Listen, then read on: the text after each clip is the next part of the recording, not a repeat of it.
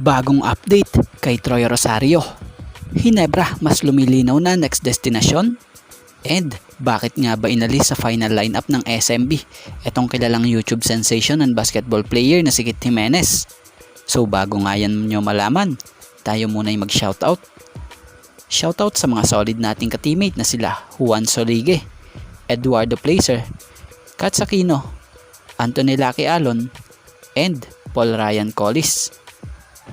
So nito lang sa kampo ng SMB, may nadagdag at may nabawas na manlalaro ng nasabing team. Una yung nadagdag, syempre yung bagong import nila na si EJ Anosike. Siya yung import na ipinalit sa original na import ng SMB na na-injured na si Adams. At speaking of nabawas naman, sa locals naman so eto ngang si Kit Jimenez nga ay nabawas dito sa final lineup ng San Miguel Beermen. Ngayon pa namang papasok ang playoffs. So syempre, siguradong marami ang magtatanong dyan, lalo na mga SMB and Kit Jimenez fans, kung bakit inalis sa final lineup ng SMB si Kit. So ito'y dahil na nga sa mas pinili ng San Miguel Beermen na i-activate nila ang veteran guard na si Simon Enciso, na kung saan ngayon itong si Kit Jimenez ay tuluyan ng malalagay sa reserve list ng SMB.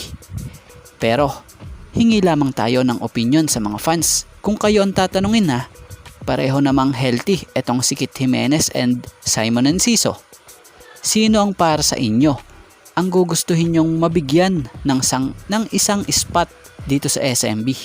Etong veteranong guard na si Simon Enciso or etong bago-bago pa lang sa liga na si Kit Jimenez? At malipat naman tayo rito sa patungkol sa update kay Troy Rosario. Kamusta na nga ba? Ano na nga ba ang balita rito about sa status ni Troy Rosario sa Blackwater?